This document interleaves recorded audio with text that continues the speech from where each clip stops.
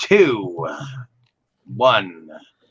Hello, ladies and gentlemen, and welcome back to another exciting episode of Delusions of Grandeur, where we are starting the holiday cheer month, where we are going to be talking about films that have to do with Christmas and anything above. So it's Christmas, so it's December, so we're going to be doing Christmas movies. Yay. Ho, ho, ho. Merry Christmas, everyone. Starting, and today's the 1st of December, although not technically the 12 days of Christmas, but why don't you, Jake, tell us what the movie is all about tonight? What? All right. Well, we are going to be talking about? We'll be starting off with a bang with the classic 1988 Christmas comedy classic, Ernest Saves Christmas. I did not know it was that old. Directed by John R. Cherry III and starring, of course, Jim Varney as his easily most famous creation, Ernest P. Worrell. And yes, it is sadly that old. It is one of the movies I can pretty well say I grew up with. The Ernest movies in general. I mean, this was the second film that he put out, and many would say the best. I certainly think it's one of the best. And tonight I'm excited because those both movies we're doing are like my growing up, my Christmas movies. There have been a couple others, but they're big. So we're going to go ahead and, well, I guess I went ahead and tipped my hat there. I might as well finish. This is a film I have seen many times. I couldn't even pretend to count. I have no clue how many, but I'd say a couple dozen minimum, probably a lot more than that. And going all the way back to my childhood, and I've always loved it. So we'll go ahead and go, I guess, clockwise from my screen. So that would be Dustin. What are your impressions of this one? How many times, or have you seen it before? So, before tonight, I was certain that I'd actually never seen any of the Ernest movies. Really? Yeah, I'd missed them all. However, I think it was on the Disney Channel or something. I have indeed seen this one before and just never remembered Ernest as being in it. I remembered the Christmas sleigh monster. I remembered we're trying to pick out a new Santa Claus angle. Spoilers, by the way, everybody. Right. But I did not remember Ernest actually being in the movie. And so I just remembered it as, I wonder what that weird Christmas movie I saw that one time was.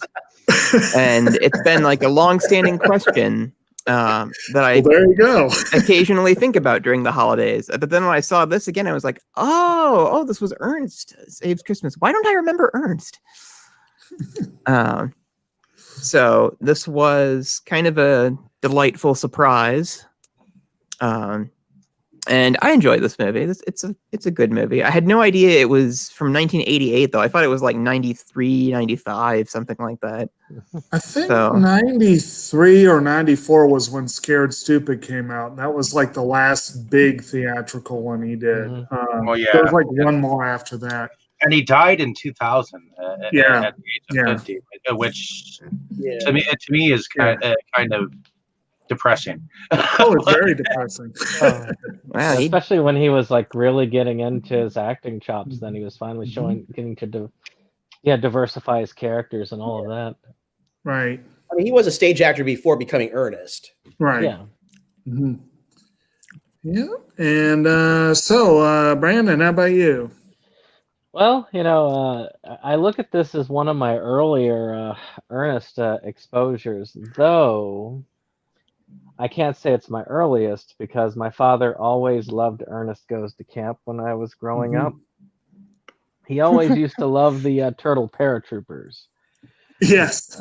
Which I'll admit, if you have an environmental like event, it's kind of fun when they have basically turtles coming in and attacking the people with the bulldozers to get them off of the land. Death from above. Know what I mean? I have no idea what we're talking about, but it sounds intriguing. But I remember growing up on that one and the Ernest TV show, which would go on back to back with Pee Wee Herman, a show, the Pee Wee's Playhouse, growing up. And this is before any of that controversy happened. So Right. then I did get introduced to Ernest Saves Christmas not long after that in the late 80s, early 90s, and it wasn't as much of a family staple, but it was one that I usually watched most years because it's just that sort of feel good movie that you just like watching this time of year. Mm-hmm. And it still holds up for me even to this day. And I don't know if it's the nostalgia like Dane has brought up in the past to give him his thought there. But I don't know if it's nostalgia or not, but I do feel like this still holds up as far as me is concerned. All right. So, Dave, how about you? Well, I've actually only seen Ernest Saves Christmas once before this, to be honest. Even though I grew up with and around the movies, as kind of a staple of the childhood that I grew up in. But I always kind of found Ernest annoying as fuck. So I could not really pay attention to his antics, and I guess at the time I just really couldn't get into him. But now that I'm older and now that I've rewatched Ernest Saves Christmas, I actually think it's more of a tamerness to like his comedy style, because in Ernst Goes the Camp and Ernst Scared Stupid, I think those were like the height of his wild antics or whatnot. But here in Saves Christmas, I think it was tamed down because of I think it was geared more towards family at the time. Mm-hmm. So, but I enjoyed watching it again. Whoa, what is that? I do think What's that up? it holds up. I have a very noisy cat. Maybe that's what you heard. Oh, That was a cat? it sounds like Maybe. Sound like a baby. You sound like a baby. All right. How about you, Forrest? All right, so this is actually my first time watching Ernest Saves Christmas since Bill Clinton's first term as president. Yeah, I think I was like 7 or 8 the last time I watched it. But Ernest. I mean, Ernest Saves Christmas was probably the only Ernest movie I've ever sat the whole way through. The other movies I'd probably maybe caught in bits and pieces on television, but I've never watched the whole way through. And then the Ernest character, I wasn't really as into him as I was as far as like these grown men who were like living cartoon characters. I wasn't as into him as I was Pee Wee Herman. I was obsessed with Pee Wee Herman. Still am. Yeah. But watching this for the first time in maybe 25 years or so. It's a pretty good movie. The movie itself is pretty good. Not one of my. I don't know if I would. If it was one I would consider maybe it is in the future. I'll give it a rewatch. But I definitely say rewatching it. Jim Varney as Ernest. Oh my god, that guy! Like I love his. He's got that manic energy to him. Like I definitely think he definitely makes the movie work. The movie itself. I'd say it's good. Nothing. It's not like amazing, but Jim Varney as Ernest. Just when he's on screen, he just lights up the whole movie. Just very likable, very got that manic energy. I also as for the plot, I do remember Santa Claus coming into Orlando, and then he gets he gets incarcerated because everybody thinks he's crazy. Right. saying he's Santa Claus, whereas at least in something like Miracle on 34th Street, at least he's got an alias. At least he's got an alias, so Yeah. Mhm. they don't lock him up right away. But no, it's a pretty. I'd say it's a pretty. Rewatching it as an adult, it's pretty good. It's Mhm. pretty good. It's after not having watched it in like 25 years or so, it's a pretty good movie. Mhm. All right, so we'll go ahead and IMDb doesn't have much of a description here. Ernest helps Santa Claus as he searches for his successor. But Mhm. in a sense, that's kind of what it is. It's not a super complicated plot. But basically, in the film, Ernest is, usually Ernest kind of the basic premise, he's kind of inserted into a certain role that's sort of like his character is usually kind of a good-hearted, bumbling, Redneck. redneck, but like just kind of. I would say more of an everyman. He's an everyman. He's kind of a bumbling everyman who does menial tasks typically. In this one, he's a cab driver, and he has a little bit of a speed demon inside him, which gets to come out a couple times in the movie. Real driver.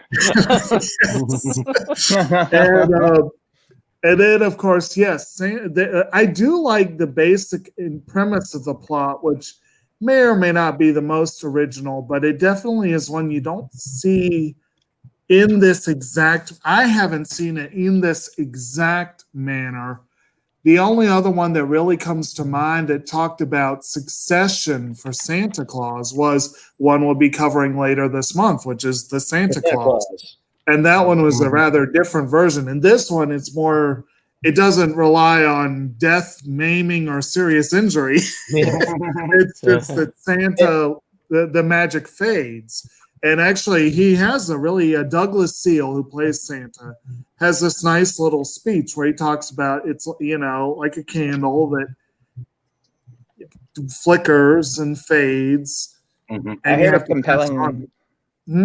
I heard a compelling argument that the Santa Claus should actually be called the Santa Curse. Yes, I can see that. Because look at the rules. It is a curse. It is, yes. It's yeah, you didn't read the fine print. But and then yes, it does kind of open simultaneously with you have Ernest racing this guy to the airport who's shell-shocked in the back of the cab. And then you have Santa flying into Orlando and he's talking to this businessman.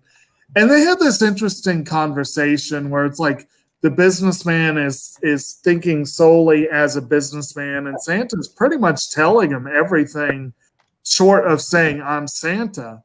But the way that they have that miscommunication, I always found it kind of an amusing conversation that they're having there. And then and the guy just says, I just really would love snow. I get it. In Florida, you don't get much snow for Christmas, and it's actually kind of cool. We're starting this month with one set in Orlando because it is kind of warm yet for snow. Yeah, so it's kind of a good starting point, you might say. And actually, a weird little tidbit about the film is it apparently was one of the first films shot almost entirely in Orlando, which is kind of an interesting. It was like with Disney's, I guess it's and now Disney Hollywood Studios or something. What's that? Yeah. Obviously, yeah, Disney and Nickelodeon. Right. Yeah. But it was basically a Touchstone Pictures production. A lot of the early Ernest ones were, and that's a Disney subsidiary. But at any rate, right. Yep. Yeah. And then you also meet a girl a teenage girl named who calls herself Harmony. She meets Ernest at I'm drawing a blank for some reason. I think she was running away. She was trying to skip out. She tried to skip out of tab, right? And he nearly ran her over. And then she jumps in, like, yeah, get us out of here. And he, meanwhile, had picked up Santa at the airport. because he was running away from the people that he like ran over some luggage or whatever, and he was running away. Some Japanese tourists. Exactly. And then so Santa is in Orlando to meet a children's programming host named Joseph Carruthers. And he mentions this guy to Ernest, and he draws a blank. Then he mentions the show. He's like, Uncle Jelly Street. So he's a big fan, obviously. And so they get to the Children's Museum where this guy who has been doing local television children's programming for, what they say, 20 years, whatever, is now basically giving free shows to kids at a hospital. I mean, it's like, yeah, I mean, if you're talking about a resume for a Santa, it's not a bad one. He's a Mr. Rogers type character. He sings that song. It's like, you never get old. They always say new. There's 3 little words, please and thank you. Right. As he sings. I don't know how I never really thought of him as Mr. Rogers, but you're right. That is a good way to put it. He even has little puppets. And then meanwhile, though, he is being courted by this sleazeball of an agent he has. He is offering him a movie role for Christmas Sleigh. Which you come to find out eventually is not quite what you thought. Actually, that's where I ran into the movie Santa's Sleigh because of this, and talking about it. And then a friend of ours said, well, there's actually a Santa's Sleigh. And remember, actually, we have our discussion on that if you want to go back and check that. We did. That may have been inspired by this joke. Man, who knows? That was a fun movie, but slightly different, aimed at a slightly different audience. Well, probably the same audience who grew up with this movie. Probably the same audience who grew up with this movie, but as adults. Right. So meanwhile, you get the Santa is trying to talk to Joe. And the agent keeps getting in the way and cutting him off, whatever. And he gets the impression in his head that his name is actually Santos because he starts to say, I'm Santa Claus. And then he takes him, he gives him the little run around while Joe can go to the studio to talk to the people. And then he finds out, and finally Santa gets frustrated, says, my name is Santa Claus. And then the agent's, oh, this dude's crazy. So he has the police come and take him away. And meanwhile, you got Ernest and Harmony doing their thing. Ernest gets fired for having given Santa a free lift with the taxi and probably for busting out the window of the cab by throwing that Christmas tree into it. Yeah. They conveniently make no mention of. What? They don't mention that at the taxi cab station. No, they don't mention that, but they just kind of gloss over. It's like, and by the way, you broke that window. Which you think they'd be more upset about than him giving a free ride. Where Ernest stops in the middle of a freeway to pick up a Christmas tree that fell off a truck. and he opens the door and tells Santa, here, hold this a minute. And it was so they take his sack and they go, do the runaround. I think this was roughly the part where you meet Vern, where Ernest goes to visit his old friend Vern, and that, of course, is sort of like a running joke because of all the show and the commercials. Ernest actually had a long career as a commercial spokesman before he ever did a show or a movie. And Vern was usually the one he would talk to, like off screen or whatever. And I was kind of actually felt bad for Vern. Because comes in, he's just a tornado. We never saw who Vern looked like in this movie, did we? You never do. You never do. Yeah, that's the joke. It's like the neighbor in Home Improvement. Yeah, you only get to see so. the eyes. You know, I was thinking that too. There are characters like that. Like, well, in Home Improvement, the better one would be Al's mom because she's always mentioned and never shown. Or like in Frasier with Maris, she's always mentioned and never shown. You know, you get those kind of characters. Vern's like that. And I do like this whole thing where Ernest is talking about his spread and that Vern always has this great spread and he's naming all these things and Harmony's like, well, I hope there's something that's not all like fat red meat and everything. And then while Ernest is terrible, ooh, are those bacon cheeseburgers? Yeah. You don't like red meat, huh? I also like Ernest's response to that too. Is like, yeah, you're right. I'm a pork man myself. Exactly. The pork's my meat. But then, so the next day, they go to meet up with Santa, and that's where they find out he's been arrested. And this comes one of my favorite parts. This is like a great jailbreak scene because first it starts with Santa got thrown into this room with a bunch of delinquents and just random people, like really tough looking guys. And as they're fingerprinting him, did you realize that his fingerprints had those snowflakes in the middle of them? Yes. Yeah, and the cops looking like, you ever seen something like this before? Right. I like when the cop is interviewing him, and he's like, name Santa Claus. Okay, John Doe. And he's like, and he keeps asking him, he's like, come on, could you, he's just tell him, could you please cooperate with me? And then finally he's like, age 151. And he just looks at him like, well, it's just like when he came in through the airport and the passport dude was standing there and he's like, I hate my job. Obviously Santa Claus? Obviously pre 9/11. Well, yes. Actually, both of the movies, I commented that, like, I enjoyed that. Disney's talking about remaking Home Alone. They are going to have to change the airport scenes a lot if they do. Or the reason why they can't get a hold of him when he's home alone because they don't have because of telephone poles. Yeah, that's the reason most people cite, but the airport scenes I think are even bigger. But anyway, this one, the airport is a little bit free, a little bit less. It's a time capsule. It's a time capsule.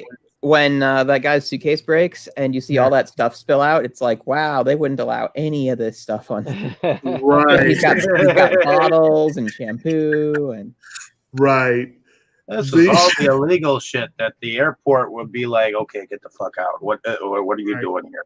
No, they just confiscate it. Like they confiscated my nice hair gel that I bought in San Diego that one time.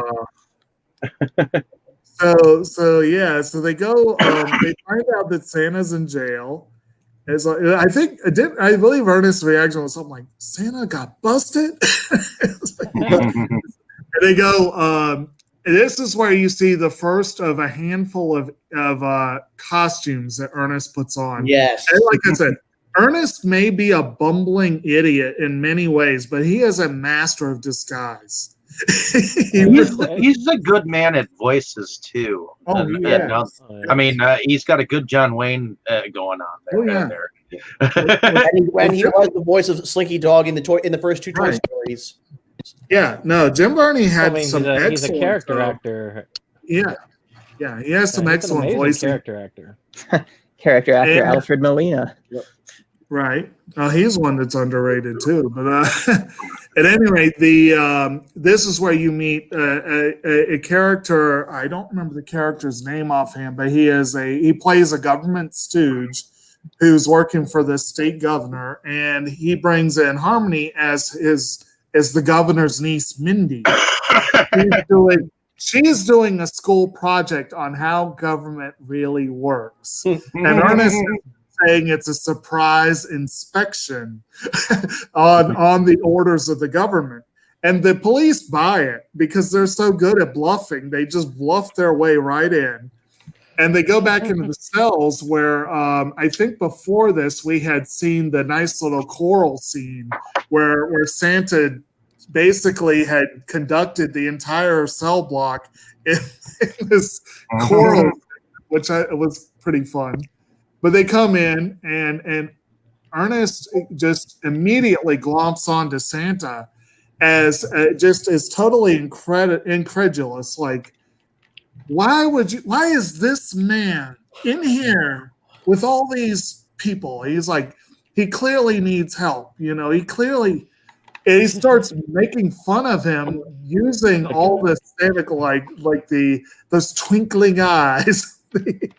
I bet when he laughs, standard harmless inmates. And then of course, Mindy has that wonderful, Mindy, quote unquote, has that wonderful moment where she's like, "Is this how government really works?" I've been thinking that line so much the last few months. But anyway, it was. That makes me think of that line from Gravity Falls. Is the giant head going to eat us? Yes, Timmy. Yes, he is. Dramatic music plays. Is this how government really works? Yes. Yes, it is. Dun, dun, dun, dun, dun. So they get him out because it's like this cop is just he doesn't know what to think of this whole thing. And like I said, I just love that. It's like I really think, like, in game terms, bluff Ernest has like so much bluff you wouldn't even know what to do with it. And so they go try to reconnect with Joe. Okay, I watched this a few days ago, so as many times as I've seen it, I've kind of, the plot progression has fallen apart a little bit. And you guys definitely feel free to jump in if you want.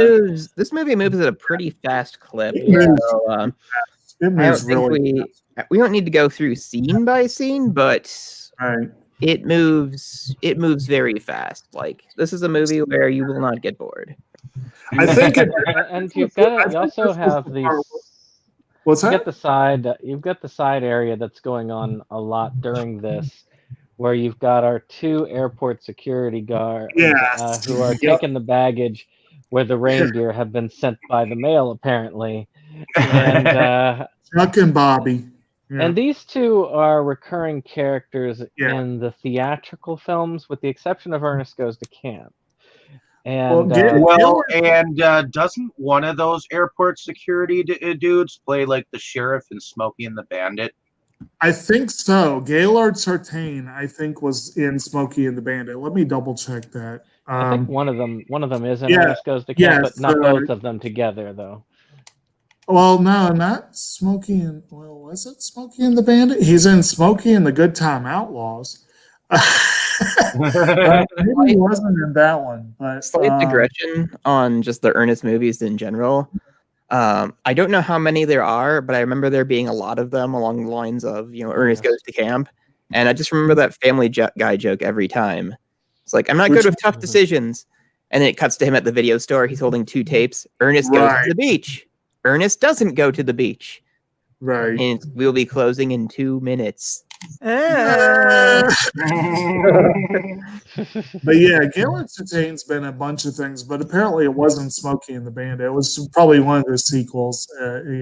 And Billy Berg plays Bobby, and like Brandon said, they recur in most of them. And Sartain was in Ernest Goes to Camp, but I think he was a different role in that one. I think he was. One of them was the cook. Dr. The other one was not in there. He was the cook, and then the guy. I think Eddie was the name of his foil in that one.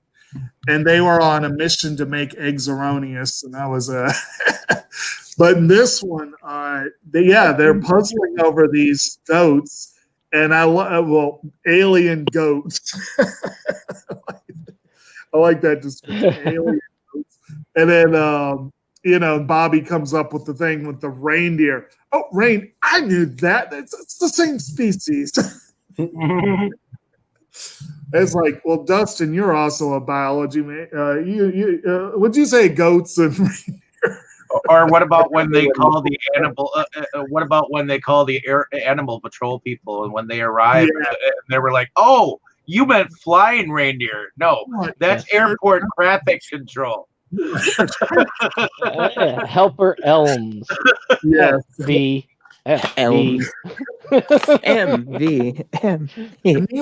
Meanwhile, in here somewhere, Get you that- also see Get one that of Ernest. reprise at the end. No, that's an E. That's an E. It says E Bunny. See? It's like, sure, why not? F. E. F. And of course, Sartain had that weird eye roll thing that he does that he did a few times in that movie. But they were in the show as well, I believe. Yeah. So. Somewhere in there, you also have another recurring character, which is the old aunt that Ernest often plays. And she was pretending to be Marty's aunt, I think it was. And that I love that character. He did such a good job with that one. But my favorite character is when Ernest takes Santa to meet Joe at the studio. And he comes up with that Snake Ranch guy. Oh, that was wonderful. As with these movie folks, and he's got a little baby rattle underneath. Right, Santa's underneath, moving hoses, and rattles. Yep. And my favorite line in the whole movie is where he's telling the guard he's done this whole kind of jutting up in his face with every word he says and whatever. And, he's like, and then he backs up a bit. He's like, "You want one for your boy? I gave one to my boy once." Like singing Rock of Ages in the background. I just love that whole part. I was like, and then of course later while he's waiting for Santa, "Hey, you the snake guy? Bring him here, boys." The snake guy. But that was fun times. And that's of course while Santa's there is the whole Santa sleigh sequence, where you find out what Joe's movie really is going to be, and it's this low budget looking horror alien monster Christmas mashup. Hey, and I would actually watch that. It looks like a good time, honestly. It does well, it looks like it'd be bad, but it might be fun bad. But it's like Joe can't bring himself to curse, which ends up causing all kinds of trouble with the studio. He gets along great with the kids. They love that. But Santa is so infuriated that he actually punches out the director. On Christmas. That's one of the things I remember the most from when I first saw this, probably back in like 2001 or something. It's pretty memorable. You don't usually see Santa cold cock someone. It's pretty fun. But meanwhile, of course, Harmony runs off with the actual Santa sack, which Ernest had realized at Vern's house it actually works, that it's actually real. But I remember those little they used to advertise some of the stuff he was pulling from the sack on TV. Right. Like these were like straight to TV type toys, very cheap. But that matched Ernest very well in his personality. These are kind of things he would want. Right. And that's probably why he was pulling them out, although it didn't work for Harmony. She kept pulling out stuff she'd never want. Yeah. Well, I think that's the idea was that because she was not being true to herself, right, she was not able to truly use the sack. Right. And it really is Ernest's houses in these movies kind of get more and more strange. This is probably one of the tamer versions. I mean, like the one in Ernest Goes to Jail might as well be from Pee-wee's Big Adventure. With all the Rube Goldberg devices and all that stuff. Yep. It's but that's the thing, that's the charm of it. Yeah. Him doing the thing with the pancakes, always flipping them and them hitting the ceiling and sticking there. I noticed that they didn't come down, and I was like, "Are we gonna?" Yeah. Nope, they're just staying up there. Okay. They all came down when they were good and ready. They just finished cooking on the ceiling, apparently. But actually, Dustin, That's when you realize you have good electricity in the house. I have a feeling that they also riffed on this one, that moment for Family Guy as well, when Peter was talking about squeezing through like some sort of weird amphibious dolphin, and then that was kind of like it was very similar to Ernest's description of how he thought Santa got in through the heat. I used to kind of think something somewhat similar. Right. We had a chimney that went straight into our furnace. Mhm. And they didn't give a very good explanation for Santa can come down the chimney. It's like, doesn't that go straight into the furnace? It's like, he's fine. But yeah, the whole, he was oozing through our vents, like some kind of blob. Yeah. Like oozing through the and I just man. And I remember that Family Guy joke too. It's like ooze through the vents like some weird amphibious dolphin. And Brian just looks at him. Can I buy some pot from you?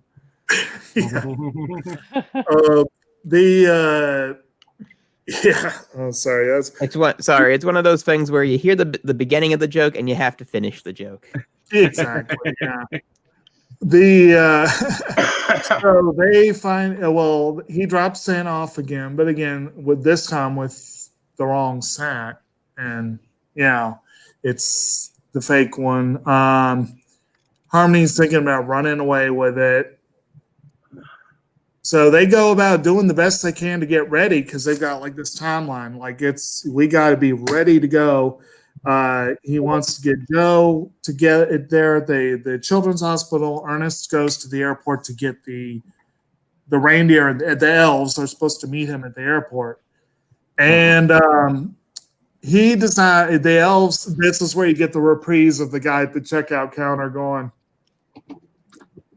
"Why not? Might as well." I really appreciated that the first time it happened. He's like, you know what? Sure. Santa Claus it is. In the days of laxer airport security. Yes. And Ernest, meanwhile, is debating with Chuck over all the you don't have the right forms. You don't have a second party release, all this kind of stuff, and then and he's like, and so, I'm holding these for this Helper Elms fellow. And then Helper Elves. And they're like, he's like, you got an ID? They take their hats off. Ta-da! Good enough. So they all start loading up. They're ready to go.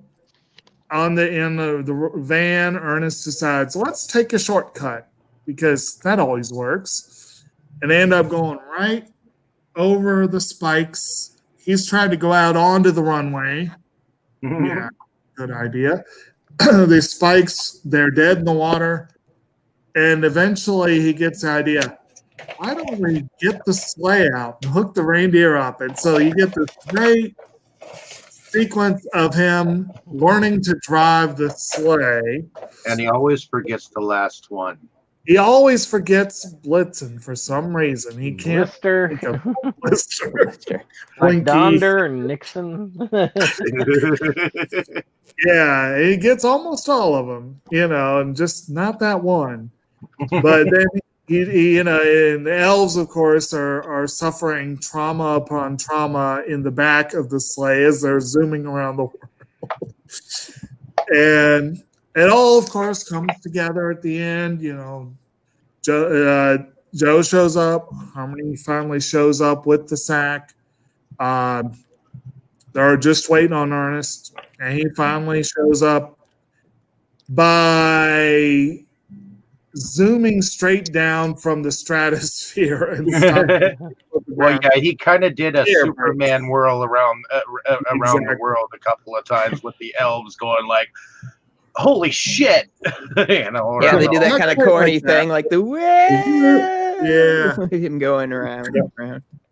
And I used to remember commercials for the movie and advertisement for fast food where he would use that air brakes line Yeah. a lot. It was definitely used more. It was actually used more than just in the movie. It was used all around They did play that. advertising wise. Yeah, I remember that. The and meanwhile, we kind of overlooked one of the characters at the children's hospital. There's this kindly old lady Yeah. named Actually, Mary. she's in both movies, isn't she? Yes, she is. She is in Home Alone as well. Yes, Billy Bird plays her. And so it's kind of fun. This completely random side character shows up in both of our films tonight. But and she's just this really sweet old lady who at first she kind of thinks maybe this old man is a little off, but she's willing to roll with it. And by the end, they're this cute little couple, you know. That's kind of fun. Because basically they all finally get together. And it's all ready to go. Joe has made the transformation. He's now Santa. And he is Slayless. Ernest kind of he's slayless, and he kind of slinks off, and Joe's like, is there anything that says I can't have a driver tonight? Meanwhile, the elves are like, no. And then of course, I knew he would. He jumps on there. He's more than happy. And then he sees Harmony looking down. He's like, can we have a co-pilot? And so the two of them get to go on that first little run around the world too, which is kind of fun. Really, that's kind of it for the plot. There's not really much else major that happens per se. Little bits here and there. Did anyone want to dive a little deeper on any particular characters? Did we go to this? Did we get to the scene where he rejects the offer to be in like a bunch of these Christmas sleigh movies? Oh yeah, we kind of Before he finally goes to the children's hospital, Santa had gone by his house and shown up with the fake sack that Harmony had left, and Joe's like, I need more. I need more than this. I've got to do something exactly. So, but then you cut to the scene where he's sitting around the table with the producers and Marty and the director. Can we do something about this language? And he's like, no. It's you. He goes off on negotiate. He goes off on him. He tried to make him feel like really bad, and you came to us and came and begged and did all kinds of please this, please that. No, you don't get no room. But then this is the real world. Hey. Right? It's like, damn. Meanwhile, while he's spouting off, Joe sees something out the window, and it's of course Ernest and the sleigh zooming around in the sky. And that's the sign he needs. And of course he's just like, oh, sorry gentlemen, I have to go. He just leaves, and Marty's like, oh well, I don't know.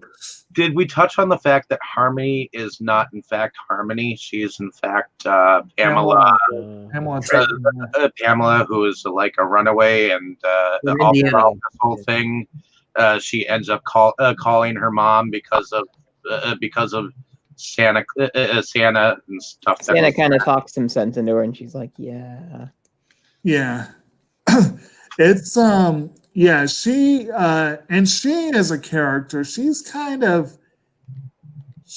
fairly selfish. She's kind of a good foil for Ernest because he's completely selfless, almost.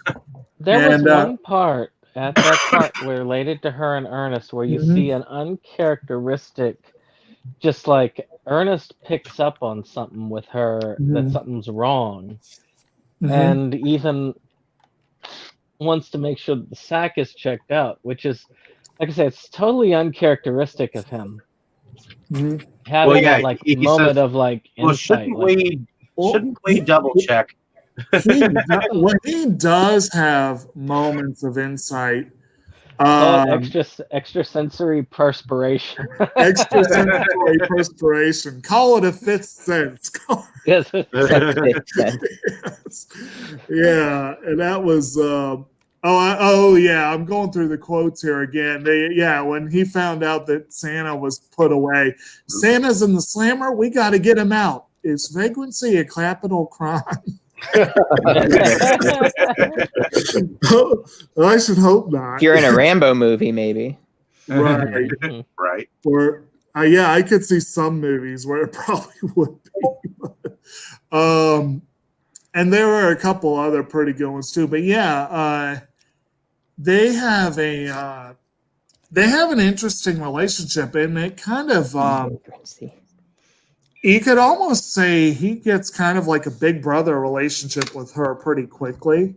And I think that's part of the that you say there's a weird, uncharacteristic insight. It could be because of the nature of the bond that they are building. That I feel like maybe that explains why he might get that kind of flash a little better than he would if she was just some random person.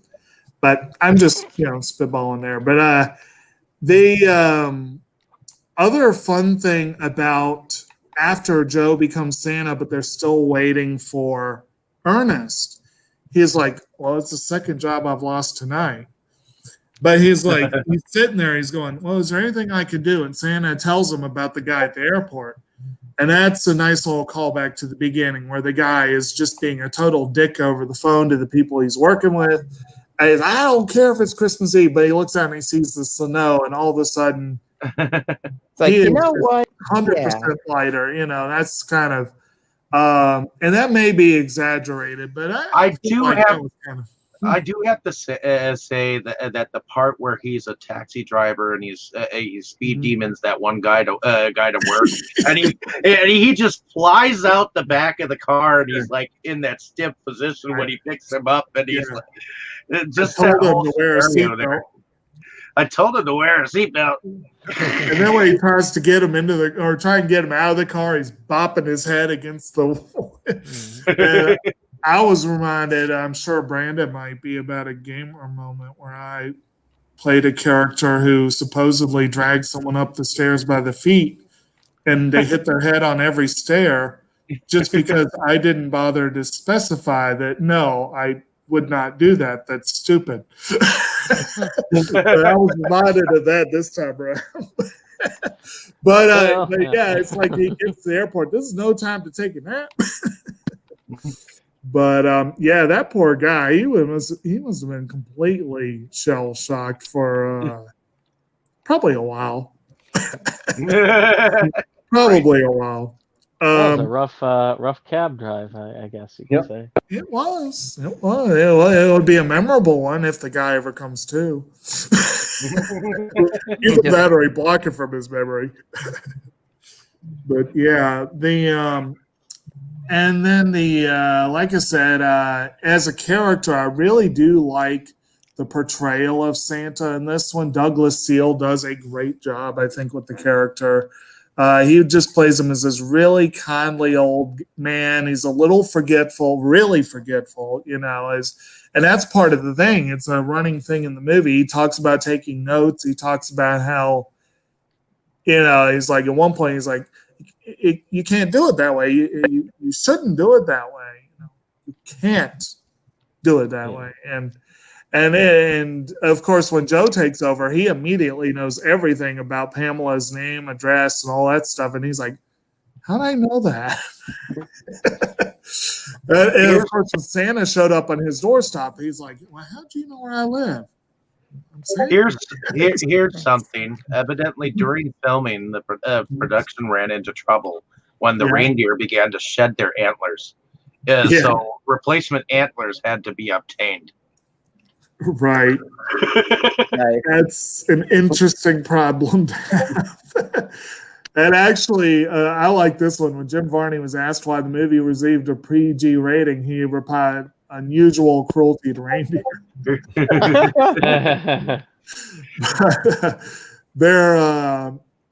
Yeah, there were a couple of interesting little tidbits about that. Like I said, the first movie filmed at Disney MGM. And actually, I think we covered Die Hard, 2 years ago? So the dude that plays Marty was also in that. So, some of these people apparently did a whole lot of Christmas movies like back to back to back. So it's kind of a fun little connection. But, geez, Spirit is going crazy at night. Meanwhile, mine are asleep in my lap. Well, that's good. That's good of them. Yeah. But yeah, so I guess then we kind of We've covered the plot. We've covered. Wow, that went quicker than I thought it would. We touched on the characters, I think, too. Yeah. Everybody got a moment. This didn't really have a whole lot of special effects to it. So there's not. Yeah. A lot of it was in the acting and makeup.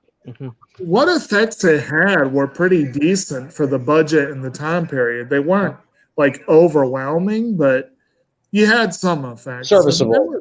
They were quite serviceable. And yeah, the makeup and the costuming and all that were quite serviceable and quite, they did a good job with most of the production was pretty good for being a low budget. I mean, they did a pretty solid. The music was nice. I like the opening sequence where you have like the old school artwork for, the Christmas art with the Coca-Cola was.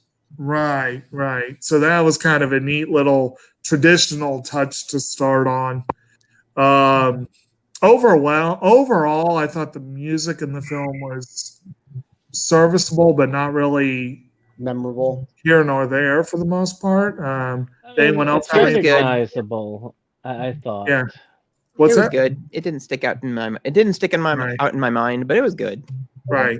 It's like memorable mainly because I've seen it so many times. That's According to IMDb, the only music that it mentions is "Deck the Halls," which is a traditional version of it. So, well, that was one of the ones they opened with, but it was also the "Here We Come a Wassailing." I know was one of the songs they sang, and there might have been some more in there as well. What's that?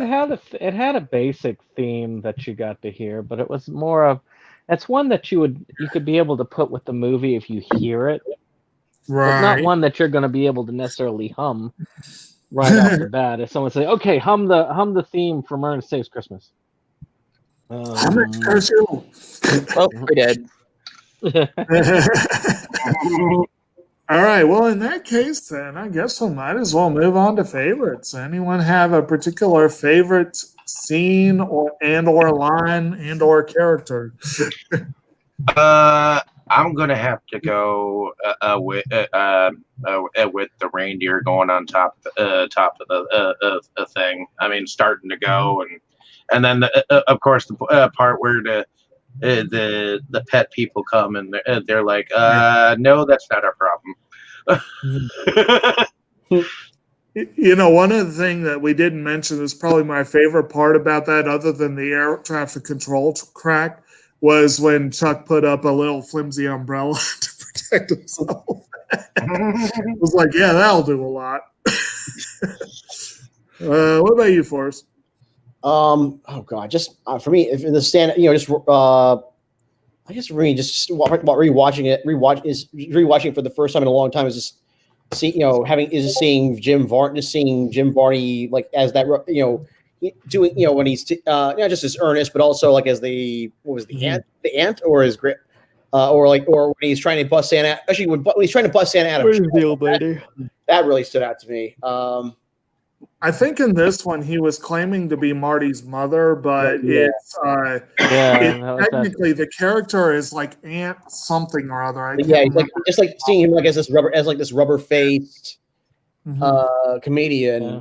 I think he really really.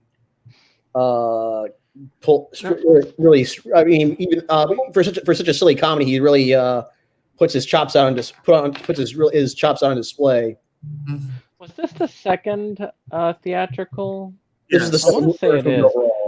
because it did really because Ernest Goes to Camp was the first, Yes. and Right.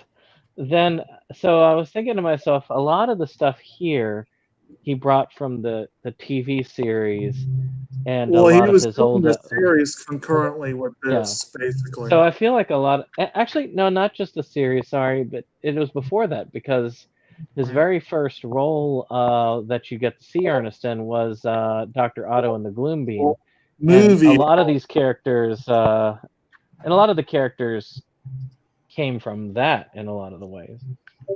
Well, the first movie role was Dr. Yeah. Otto. That was 85. I think he was doing commercials as far back as the early 80s.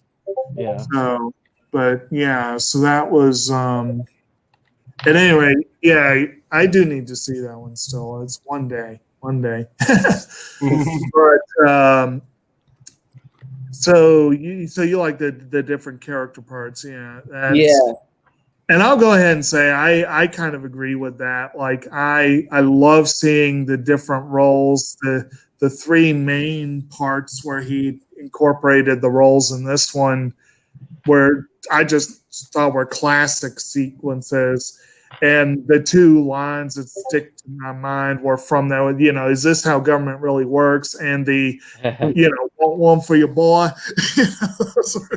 Those two moments.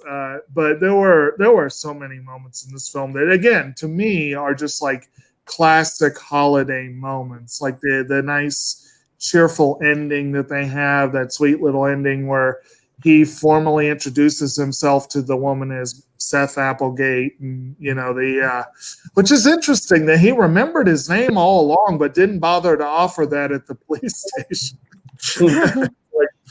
But whatever. That wasn't his name at the moment, so I guess. Well, Lord knows how long he'd been Santa by that point. So it's kind of like when in Hook when Peter goes back to Neverland, but he has to remember how to fly.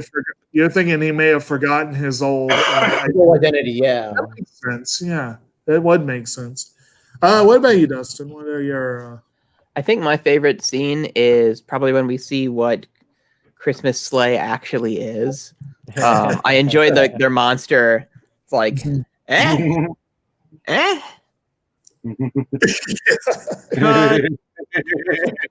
Right. Die, you son of a. Son of a. Yeah. Yeah. And I will admit, that would be a dramatic departure from his well-known role at that point. Imagine Mr. Rogers taking that role, like, or deciding to star in Die Hard. Mr. Rogers is John McClane. Didn't they kind of do that in South Park, Bigger, Longer, and Uncut? Probably. Anyway, what about you, Brandon? I also like that. I like the Santa sleigh or Christmas sleigh film, but especially where Santa decks the guy. But I also like the Vern thing because it just has that cool callback to the rest of the Ernest stuff. Right. So there's a lot to like. Right. And this, and then, you kind of have to look at it also as in part of the overall, because it is kind of a series, but it's not a series. It's like one of those, like the character is a franchise, but it's kind of all. Oh, we got a little blurb from Mo there, apparently, I guess. Yep. Otto is on Tubi. I'll have to check that out. Okay, good times. So Mo's here in spirit, at least. But and I have to mention as well, one of the reasons why I really wanted to do this one is even though I do feel sad, I feel like I've been way too scatterbrained for this. We're only at an hour and we're pretty much done. It's kind of weird. Good. But nice and tight. I know it's but for me, the Ernest movies in general are a huge part of my childhood. I did grow up with a lot of these, and I'm hoping we will have to hit Ernest Goes to Camp at bare minimum at some point soon, next year or so. But hopefully, some of the others.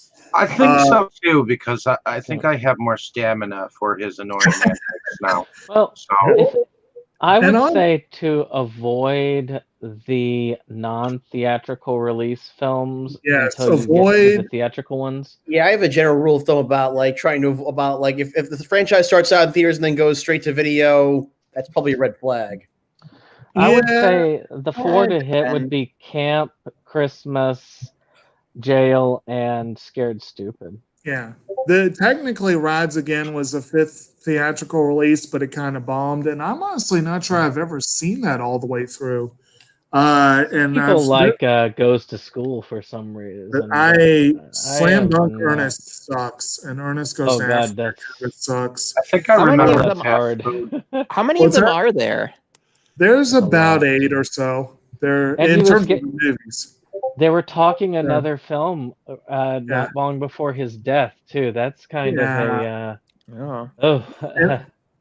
And that was another thing I want to mention, just a kind of a random aside. I may have a family connection. My dad always claimed he was related to Jim Varney, and so that's another reason for the nostalgia factor there. Oh, really? My dad was born in Pike County, Kentucky, and is descended from the Varney who was involved in the Hatfields and McCoys feud. And when Ernest died, he was working on a Hatfields and McCoy screenplay, and he claimed that his grandfather shot squirrel with McCoy. So we haven't been able to nail down that they were, but what's the likelihood there were 2 Varney families in that place? yeah. So that's kind of a fun connection there. And that's one of the reasons why I've always been so nostalgic for all of these, except for the ones that sucked. But Oh, you know how much you love Slam well, Dunk maybe movies. they might be good don't for know. a second chances month. well, I've given that one a second chance, but I have only seen Ernest Goes to Africa once, so that could maybe. I can only I like imagine how how they that turned out. What's say that? they make a boa constrictor and say it's a cobra. Well, I mean, in this one, if you look at the snakes in the truck, none of them are rattlesnakes. So it's Yeah. yeah. After kind of learning how dangerous stuff like rattlesnakes actually are, I kind of give that a pass for the most part. I mean, Well- there'll be like horror movies where it's like boa and it's Yeah. venomous, and it's like, you know what? Sure, okay. Well, the thing is, they have the rattle sound effect as he's throwing all the snakes out of the truck, and yeah, I just don't think that they actually put any into the truck. But this one's definitely not as on play. Like, of course, in Enter the Dragon, they had an actual devenomed cobra. So that one you can't really fake. You got a cobra; it's a cobra, And anyway, so I do notice these things, but yeah, I'll give them a pass if it's not that important to the plot, But yeah. At any rate, anyone have anything else they want to throw out, or are we ready to move on? This movie was a pleasant surprise, so I'm happy you guys had made me rewatch it. So Very good. I agree. yeah. I If am you glad haven't- that go ahead. if you haven't seen it for some reason, us talking about it like beat by beat shouldn't really affect your enjoyment of it, because the jokes are still funny even when you know they're coming. Mhm. And it is, again, it's a very brisk paced movie. It's very fast. It doesn't really lag all that much. It's only an hour and a half total. But it's one of those movies that just kind of moves along and doesn't really linger on stuff that will make you wonder why you're not doing something else, Although, like David said, there are some antics, there are some shenanigans that maybe would be a barrier for entry for people that want, like, Jim Varney actually was a Shakespearean trained actor. Mm-hmm. And some people are able to take that and run in totally the opposite direction, which is kind of what he did. Patrick Stewart's good at that too. Patrick Stewart loves being goofy, but he is very much a classically trained actor. Robert Englund is too. Yep. Right. Speaking of a French Stewart, there is one other guy that reminds me. Where'd that come from? French. Speaking of a Stewart, French Stewart from Third Rock Around the Sun reminds me of Jim Varney a lot with his antics. And he, the annoying alien on Third Rock from the Sun. Oh, I The know. one who that- you're talking about. He kind of had the Jim Varney speak down for that role. I thought he had a very distinctive speech pattern that was very different, but he and I don't know whatever happened to French Stewart. He did have one other a show that should have lasted longer. I loved God, the Devil, and Bob, and I wish I had run. He was in, he took over for Matthew Broderick in a direct-to-video Inspector Gadget sequel. Oh dear God! And from what I heard, he was actually better than Broderick. From what I've heard, that wasn't saying much. Yeah, well, the original movie wasn't that good anyway. And then he also took over for Daniel Stern in a made-for-TV Home Alone sequel. Yeah, I heard about that. Yes, yeah. that one is entertaining, if anything. And we'll be talking a little bit about Stern and his relationship to the series when we get to Home Alone. But I found it kind of amusing that he and Joe Pesci apparently didn't think much of the movie while they were filming the first one, and then they were surprised that everyone loved it. That was. I'm not surprised with Pesci, as picky of an actor as he's been, but with Stern, it was interesting to. But anyway, that Pesci actually got involved, but we can talk about that as we get. Yeah, we'll talk about that when we get to it. A preview of things to come. Indeed, into movies galore for that one. One last thing I want to throw out, just again, for the whole Jim Varney thing. When he died, the Oscars showed a scene from Beverly Hillbillies. And I was very pleased at that because he had always felt that he was pigeonholed as Ernest. Yeah. So it was nice that they gave him something different. And he was great as Jed Clampett. I mean, it wasn't a super different role from Ernest, but it was it was the sort of the country bumpkin character, but much more restrained. And was that the movie? Yeah, the movie from 93, I believe it was. 93. Yeah. That was a fun movie. I remember are we inviting Cousin Willie? And then it cuts to the White House. Where did I put the invitation? I remember that. That's my main takeaway from that movie. Right. Well, it was a fun takeaway. I think the part that I remembered most when I was a kid was that must be how they say hi in California. All right. So I guess if we're good, are we saving outros for the other one? It seems to be the usual. All right. So everyone, like we said, check the movie out and join us for the next discussion. Definitely.